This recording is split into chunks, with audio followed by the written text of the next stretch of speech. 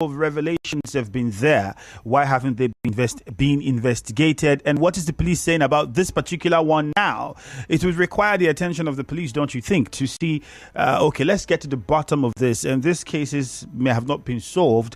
With the new revelation by the governor, does it not require the attention of the police to investigate even further and let Rivers people know exactly the position of the government? Well, we have a short commercial in a few minutes, so I'll open the phone lines first. My guest just walked in. We'll be getting to him in a matter of minutes. But first, let us know what your opinion is. The Atiku Campaign Council has given its own position as to why the presidential rally had to be cancelled. If you remember the video of the attack on Sara-Igbe, the vehicle was riddled with bullets. I saw that video myself. And they said the reason for the cancellation was the fear of violence and loss of lives. The governor says it's lack of capacity. What do you think? 070-0923-0923 is the number to call. 070-0923-0923 is the number to call to be a part of the conversation. You can send WhatsApp messages to 0809 0306416. Again, 0809 060 0809 030 6416. A few messages we'll take here before we go on a short commercial. This person says, do we have two governors in Rivers State? When the governor has given an approval of where to use for campaign, why will someone else who's not the governor approve another site? The PDP PCC is not telling the whole truth. We are about choosing another governor who should know that anyone that emerges will be our rep for the next 4 years. Whether we like him or not, we must get it right. Christian from Port Harcourt sent in that one. This person says, if they really wanted to hold their rally, what stops them from using the stadium? Have they informed security agencies of such campaigns and what they needed from security agencies? They are only hitting up the polity for self-gains. A forum from Eche. This person here says, good morning, please.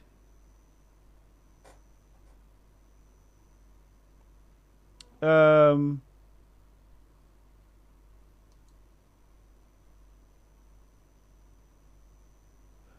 I think I get your point. Thank you very much, too, for that correction. The car was ridden with bullets. Yeah, thank you very much.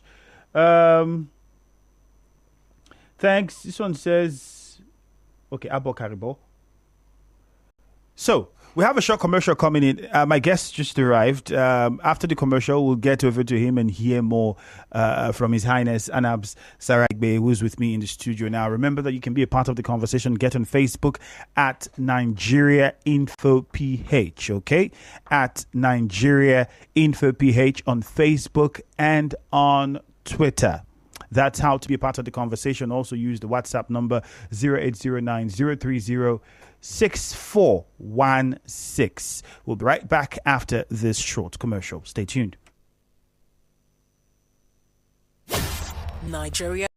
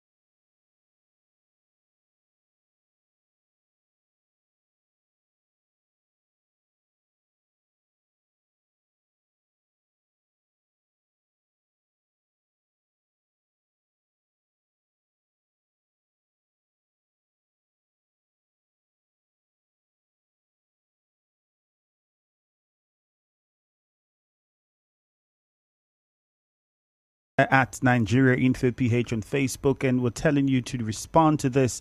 The Rivers Atiku Campaign Council says the fear of violence, the loss of lives and properties led to cancelling the campaigns. Well, the Rivers State Governor says it's a lack of capacity. What do you think? Share your opinion with us.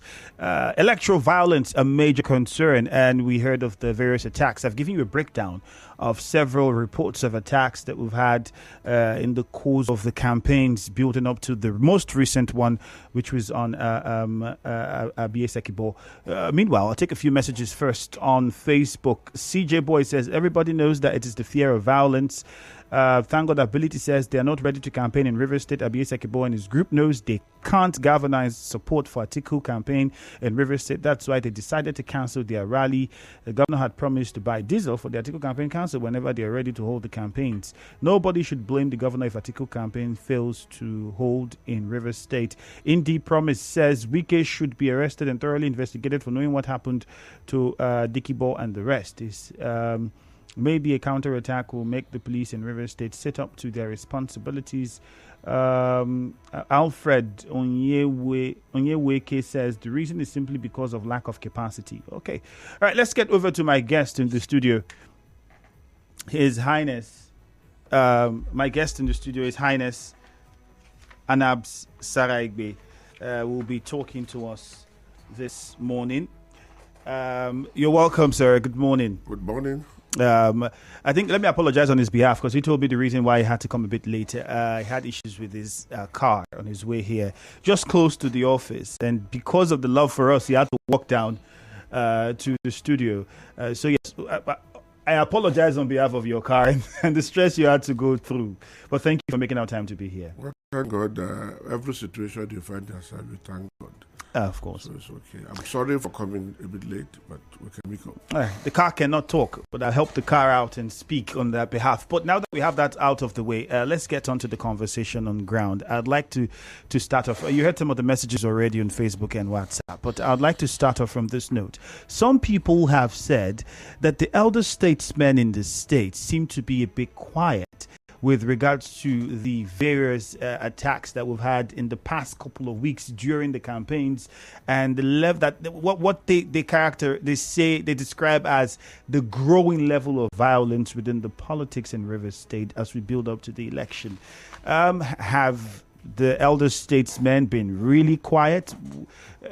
Because would say we haven't heard so much statements condemning or speaking against some of these things that's been happening. Well, I have been talking. I don't know of others. I've been talking. But before I even go, let me vehemently say that what happens to, or condemn what happens to Sara-Igbe a couple of days ago. It is quite unfortunate that people are turning democracy to something else. If you understand democracy is the power of the people to decide who should rule. So why not allow them to decide? Why must we coerce? You have used every method. First, you took all the opposition parties to court, asking the court to disqualify all of them. You brought that 21, 22 just to harass and intimidate opponent. And now within your party, there's a fight. Look at integrity is very important. Our governor, the face of the television, vowed to support anybody that arrived. I am not a PDP member. I don't know what happens there. But the point is, if you are in a party and you lose election, you play it cool, not to fight your party, you fight your opponent, you fight everywhere. And some of us begin to look at what may be the reason for all this, or why must somebody be behaving this way. You're in your own house, in your home, there is no peace. Outside your home, there is no peace. If not, it's very, very uncalled for you to attack a person and also come to confirm that you chased him in law or in investigation. That attack happened when? Because when I saw the video, the video I saw was the car in a compound. So was that in the was it in the compound? No. Abia Sakibo has come out boldly to tell the Arise what really happened, and they have to tow the vehicle. But what he said in Arise, what I watched him say in Arise was, he had a call that the venue they were to use for their campaign, they moved in some equipment, and there was fire on those equipments. They moved in there. And he said, let him go and see. In the process, he saw government house vehicles parked outside, and he ignored them. Maybe he thought because of the fire, they came to see what was going on. But they were all in the car. By the time he saw them and revised to the gate, they all came down, started spraying them with gun. And he escaped. He asked the driver to move on. Fortunately, he saw a fuel queue, and I was opening. He entered the fuel queue, up the light, and he drove past him. Now, that was his statement. Now, what collaborated? And he reported this to the police. Of course. What was a collaboration? The next day, the governor in Eleme publicly said, I chased them. Abiye and Nibeba, we are lucky I didn't meet them there. Now, somebody said some people are trying to assassinate him, and somebody claimed that I sent them, and you are lucky I did not meet you there. It means that the person was there to take some actions. Now, let's examine the kind of bullet, because the car Abiye used, which I've seen myself, is a bulletproof car. And a bulletproof car, for a bullet to pierce through, it must be a very serious bullet. It's not just ordinary bullet. Ordinary bullets cannot go in, but there are some sort of bullets that can go in, special bullets that can go in. And these were the bullets that were used. And these bullets, the shells, were they recovered and maybe sent over to the police for forensic? As at the last time I went to see Abiye in his house, and I saw the car, everything was still there. The police were yet to go there. Now, my worry is that government house police have no right to arrest anybody. Their duty is to protect the governor and his family and the staff. If the governor is going on a trip and there are attacks, then they have the right to repel the attack, not to go out to arrest or to go out to do something. And for a governor to say, I send them, they had to obey orders from the governor. And so they went there, and from the old statement, they had the intent to kill Abiye. That was the statement he made. The statement he made. And the action. First, the action and the confirmation shows that he had the intent to kill Abiye, and Abiye narrowly escaped. All right? This is not how a government should run.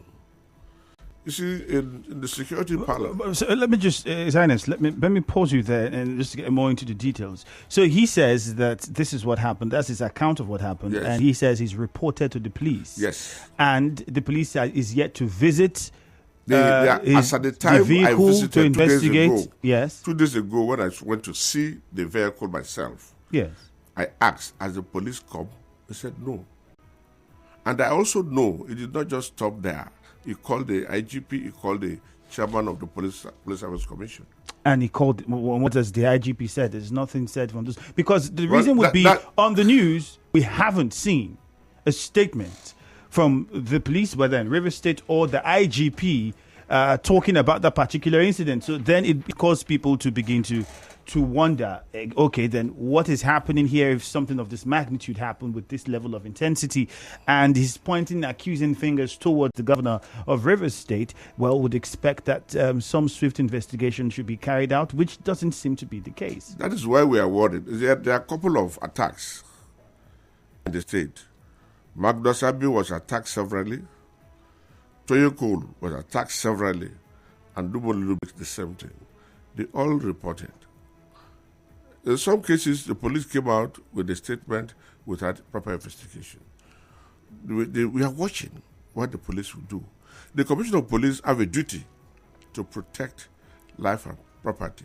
And besides that, besides the Police Act, which empowers the Commissioner of Police. The Electoral Act, Section 91, also empower the police to play a major role in this period of election. And so one wonders, what is the guarantee that the police will be able to protect life and properties? Again, that also called to question. With the past, we have seen where people carry ballot boxes, or where people will go and disorganize queue, or a lot of things that happened in the past. What will happen if these same persons go to a polling booth where the police will be there and still commit similar offenses? Because if police have been arresting and prosecuting, it would put people on caution. Now, the government have left talks to using Nigerian police to perpetrate act. Let us assume the governor has immunity. What of the policemen? Did they also have immunity? It's the duty of the Commissioner of Police to make sure, first, get them out of that place, to replace them with other set of police, and court-martial them. That is what the police commissioner should do first. During the investigation, he will be able to come up and give people the true story, and that will put confidence in the minds of the citizens. But when that is not done, that is doubt. All along, people have been calling that the police commissioner should be moved. I have not bought into that idea, but we are watching. If the commissioner is partisan or is as compromised, then the best is for him to honorably leave. I mean, I have used this opportunity to advise the Commissioner of Police that this life we are living, everything has time and season. If you do well, it will record for you. If you do bad, it will record for you. In Rivers State, we have seen Commissioner of Police who acted as if there's no other person than them. Today, where are they? They are nowhere. History has recorded them as bad Commissioner of Police. So Commissioner of Police, who is our neighbors from Akwa Ibom State, should be able to make a name so that they can be able to come back to Rivers State at retirement and say, I did a good job. Right. Let's quickly open the phone lines first and hear from a few of our listeners, and then before we go on with the conversation. 070-0923-0923. 070-0923-0923. You've also heard the account my guest in the studio is given with regards to what we've seen in the state, the reports of electoral violence and in the course of campaigns, and what could be behind the reason why the PDP Presidential Campaign Council in Rivers State had to cancel its campaign. They gave their reasons. The Rivers State governor feels otherwise. Well, let's hear from you. 070-0923-0923 is the number to call. On Facebook at Nigeria Info PH, you can join in on the conversation. Chris Otis says there are things that are not debatable. Our governor is a violent man. Well, I wouldn't want you to just put it out that way. Whether the governor is a violent man or not, we do not know. We can't tell. He has before now declared Lee. Okay, Senator Lee Meba and others enemies of Rivers State. At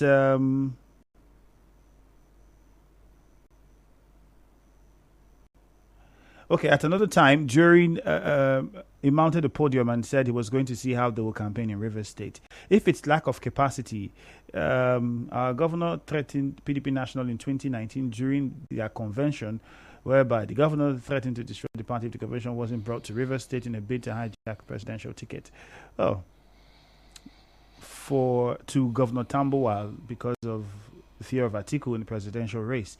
Didn't Atiku come to Rivers State and is that not enough capacity? During last year's presidential election, Governor Wike did everything, including bragging that he's already won the election, while Atiku came second. Didn't Atiku win? This one says, what about attacks on Senator Magnus Abe, Chief Dumo, Lulu Briggs, Tony Cole, and many others at different campaign grounds? Police command in Rivers State can no longer be trusted. Bobe Mike says the cancellation of that rally is a stitch in time. They say it saves 9. We just have to thank God for being who he is in this case. Tubo Banimi Charles says the governor of Rivers State will pride himself as the present day. I don't think he has said that.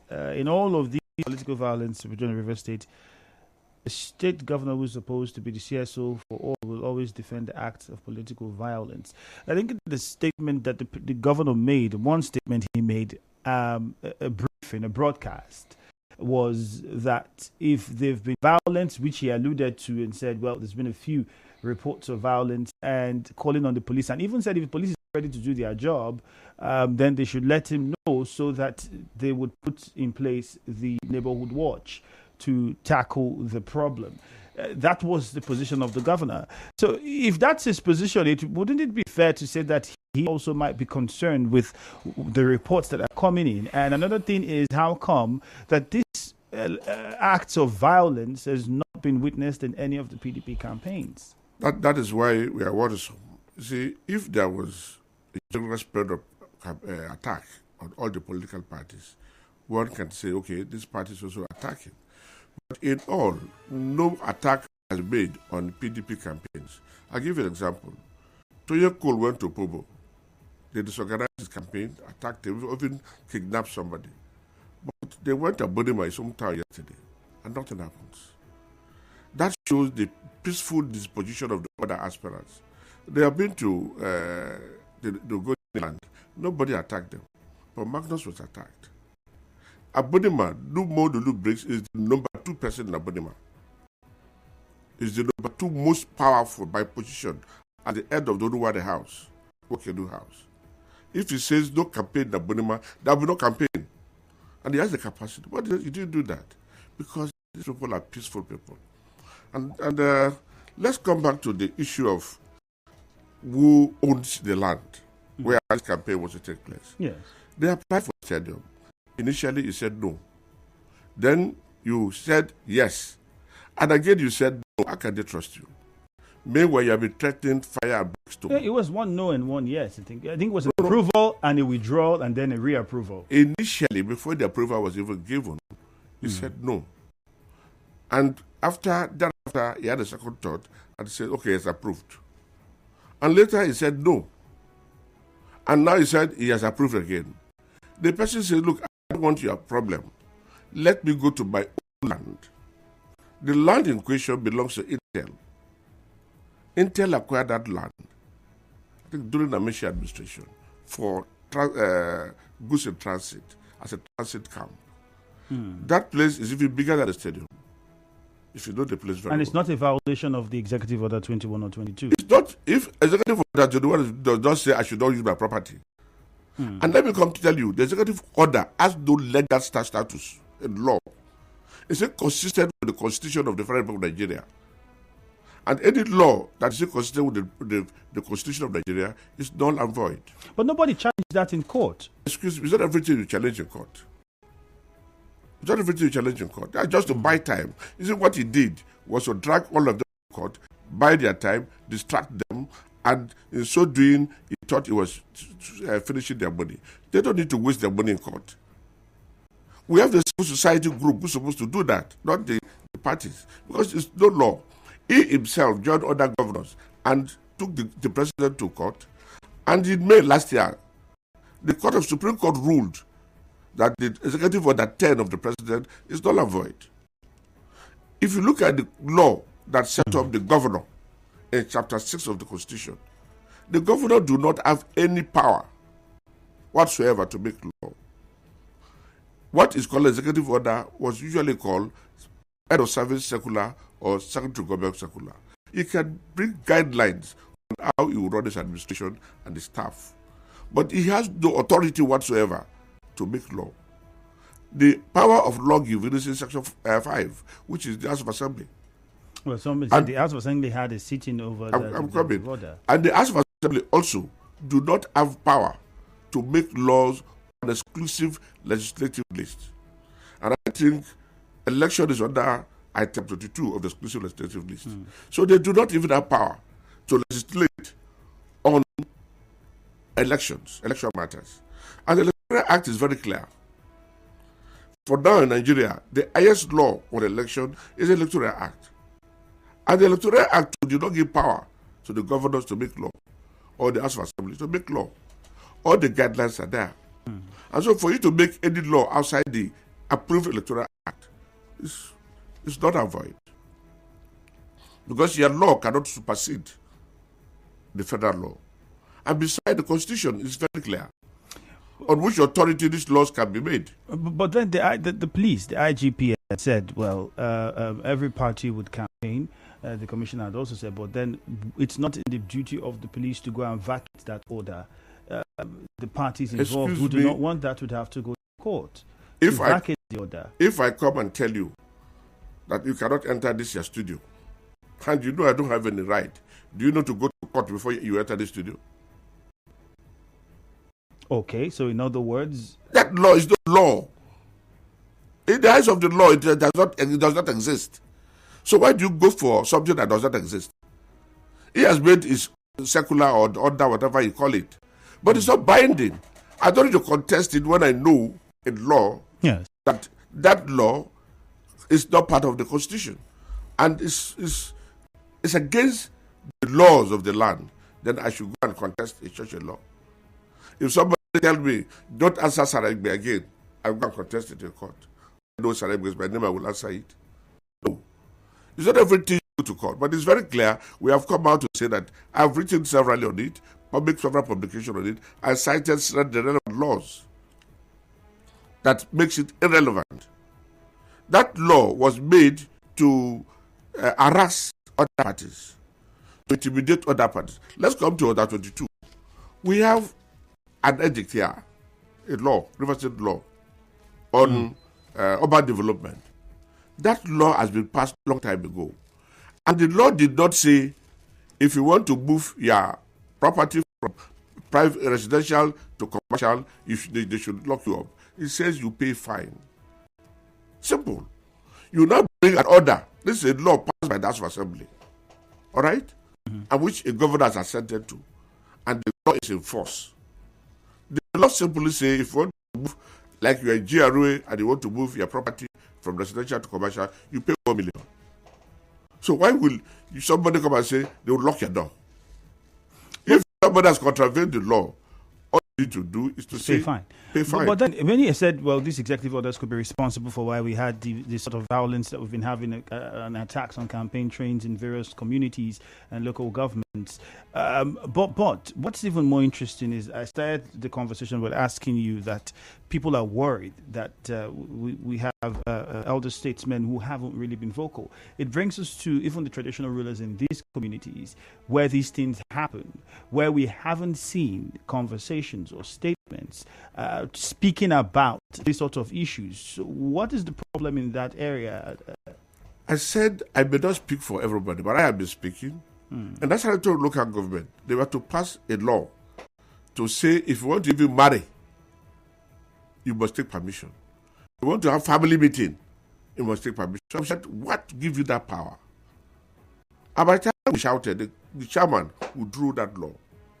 Because you cannot just make law to cage people because you are in government.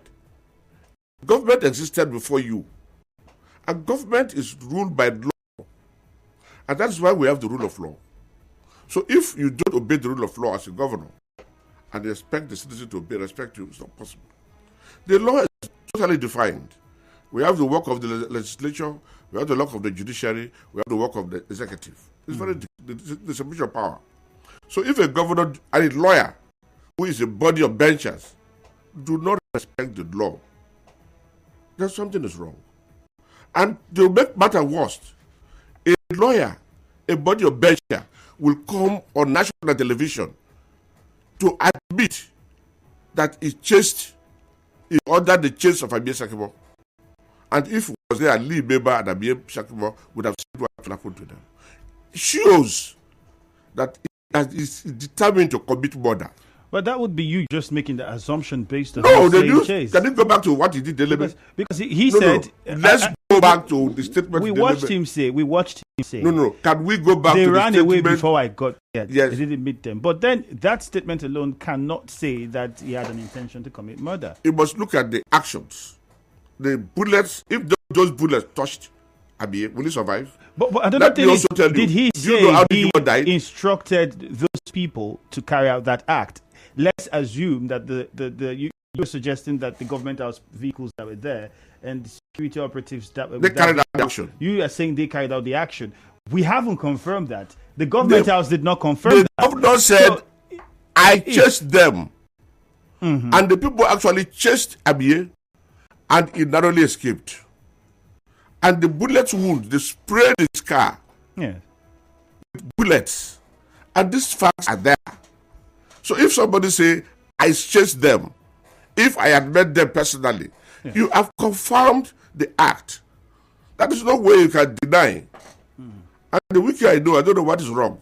If we can deny that statement, then somebody like me will say something is wrong with him. And so the House of Assembly can set up a medical team to examine him. His Highness, I wish we had a lot of time. The time is already fast spent. We have a very short commercial coming up now. And after that commercial, we have less than 2 minutes to wrap things up. But I want to say thank you. I know that a lot of the time was already consumed before you got here. But we would have to draw the curtain here and say thank you very much for making our time to people on on the radio today. Wish we could discuss more, but we can't. As soon as we go to this commercial and return, we'll take a few of your messages, and then the news at 9 comes up immediately. Thank you once again, High Chief Anabs Sara-Igbe. We already have a few seconds. Well, let me also thank you and also apologize for coming late. But my viewers can watch me, can listen to me in Wazobia in a moment from now. Yes, of course. He will be on Wazobia in a moment from now, so you can join in there. Let's go for the commercial. We'll be right back.